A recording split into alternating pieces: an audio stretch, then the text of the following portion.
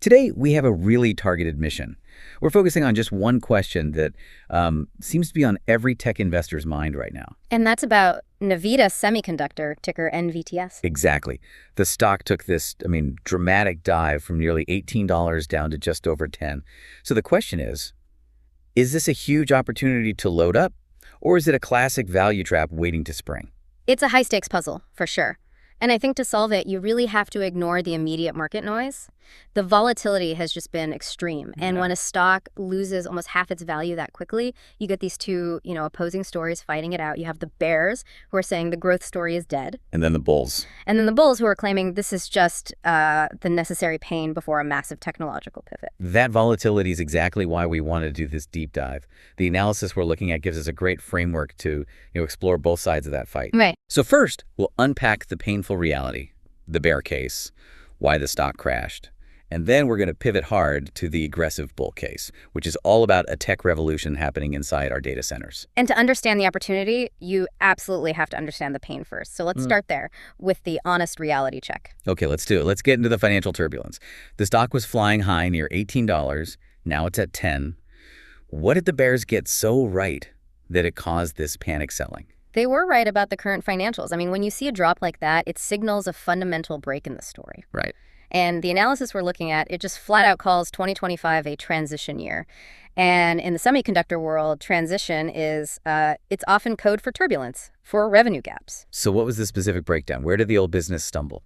Well, NVTS had always relied on consumer electronics. Their bread and butter was the mobile business. Phone chargers and things like that? Yeah, exactly. The power components for fast chargers. But that market's matured, and the report points to two big drags. First, a real slowdown in global mobile sales. Fewer phones means fewer chargers sold. Okay, that makes sense. And second, just this general nervousness about, potential U.S.-China tariffs, which always hits these supply chains pretty hard. And when you combine a slowing core business with those tariff fears, the actual quantitative pain becomes really clear. So what were the numbers that spooked everyone? The financials were rough. The report notes these heavy year-over-year revenue drops. But here's the number, the critical data point that drove the panic. What is it? The company's still burning cash, a lot of cash. They recently posted a net loss of over $80 million. $80 million, wow. Yeah. And when your share price is collapsing and you're posting losses like that, the market's first reaction is always, the growth story is broken. It's really hard to spin those numbers in a positive way. That $80 million loss is the core of the panic, isn't it? Yeah. It just suggests a very short runway. It's a massive risk. And this is where we need to look a little deeper than the surface. The report says the company has about $150 million in cash. Okay. Now, if you look at an $80 million annual burn rate, which is probably conservative, by the way, that gives them, less than 2 years? Less than 2 years of cash before they need new funding or that new revenue stream kicks in. Exactly. That is the true financial risk investors are weighing right this second. So the immediate financial picture, it totally justifies the panic. But the analysis makes a critical point right here. Yeah. You buy a stock for the future, not for the past. This short-term mess only matters if they failed to make the pivot. Precisely. The market is pricing in the fear of that failure. But the entire bullish case, the whole time to load up idea, it hinges on this period of cash burn being a necessary bridge to something much, much bigger. Okay, so we have to consciously shift our focus from the ugly balance sheet today to the technological blueprint for tomorrow. And that takes us straight to the heart of the bull case. The thesis is centered on one incredibly disruptive word: power. We're moving from phone chargers to the massive infrastructure that's struggling to keep up with AI. Totally different worlds. We hear all the time about AI and compute power, but the report we're looking at points to this critical bottleneck that NVTS is set up to solve. So explain this problem. What's failing with power tech in data centers right now? It all boils down to efficiency and heat. Everyone is buying the latest and greatest chips. NVIDIA's Blackwell and Rubin are mentioned here. The power-hungry beasts? They are absolute power-hungry beasts. They need huge amounts of electricity, and they generate just an unmanageable amount of heat inside a server rack. And the problem is that the old chips, the traditional silicon chips, they just can't handle that heat and density. No, they can't. Not at all. Your traditional silicon-based components, they waste so much energy, maybe 10–15% of the power coming in, just as heat. And the analysis is really direct about this. It is. It says if you try to scale AI data centers with this old tech, the components can literally melt or waste too much energy. You just can't build the future of AI if you're wasting billions on cooling systems to get rid of waste heat. That is a fundamental failure point for the entire industry. The fastest chips in the world are being held back by their power supply. And this is where NVTS comes in. What is their specific technological edge? Their edge is in materials science, specifically something called wide bandgap semiconductors. NVTS has basically bet the entire company on gallium nitride, or GaN, and silicon carbide, SiLAS. They are pioneers here. Okay, let's unpack that a little for someone who might not be deep in semiconductor physics. Why are GaN and SiLAS so much better than silicon for this kind of high-power job? Okay, so think of it like this. Traditional silicon is a 2-lane road with a speed limit. GaN and SiLAS are like a 10-lane superhighway with no speed limit. I like that. The wide bandgap part means they can handle much more energy before an electron gets knocked loose. And that translates into 2 huge advantages. First, they switch power on and off incredibly fast, which cuts down on waste.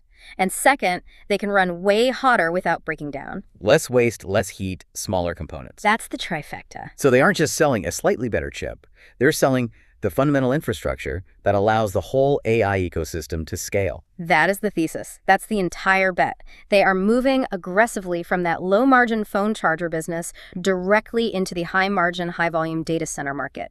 Their tech is positioned as the solution to the AI energy crisis. And the report gives us a brilliant, easy-to-understand number to anchor this story on. It does. It talks about their new 8.5 kilowatt power supply units. The key metric here is efficiency, and these new units are hitting 98% efficiency.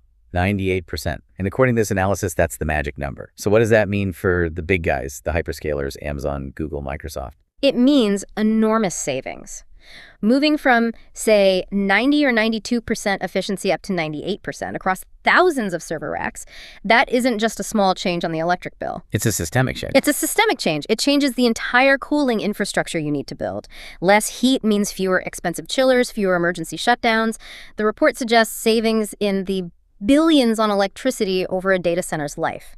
This makes Navitas the picks and shovels of the AI gold rush. That story is incredibly compelling. But let me play devil's advocate here, which we have to do. If this technology is so critical, why aren't the huge players, Intel, Texas Instruments, even NVIDIA, just doing this themselves? What's Navitas's real edge here? That's the right question. And the analysis suggests 2 key advantages for Navitas right now. First, they have a big head start with their intellectual property and years of expertise in integrating GaN and SARC. They don't just sell the raw material, they sell the whole optimized power system. Yep. And second, focus. The big players are focused on compute chips. Navitas is focused purely on power. This 8.5 kilowatt unit is designed for one job powering high-density AI servers. That gives them a huge lead in getting those early design wins. So that's a crucial distinction. They're an integrated solution provider, not just a raw material supplier. Okay, let's connect this back to the stock price. If this is all happening now, why is the stock still so low? It comes back to that financial lag we talked about. The huge revenue from this massive pivot, it just hasn't hit the income statement yet. So clarify that timeline. It seems like patience is the key ingredient for an investor here. Oh, absolutely. The analysis is clear that the design wins. So the deals are getting signed, the tech is approved, it's being designed into the next generation of servers, and that's all happening right now. That's the technological win. That's the win. But for that to turn into the kind of revenue that flips those $80 million losses into profits, we're talking late 2026 and really 2027. So you, as the investor, are being asked to look past some really ugly current numbers based on a pivot that's still 2 or 3 years away from showing up in the financials. That requires a lot of conviction. It requires extreme patience. Which brings us to the valuation. Right now, the company has a market cap of around $2.3 billion. And the thesis in the report is that this is cheap. How do they justify that with the losses and the long wait? By looking at the size of the total market, if Navitas pulls this off, they're targeting a huge piece of a multi-billion-dollar-a-year market, a $2.3 billion valuation. It only really makes sense if you assume they fail. If they succeed, the market cap could be multiples of what it is today. But success isn't guaranteed. We talked about the cash burn risk. What about competition? Are they really the only ones in this GaN and SiC game? No, they're definitely not alone. The analysis does mention competitors like onsemi and Wolfspeed are also in the space. But the key differentiator for Navitas, it seems, is their laser focus on data centers and AI. Some of the others are more focused on the automotive sector.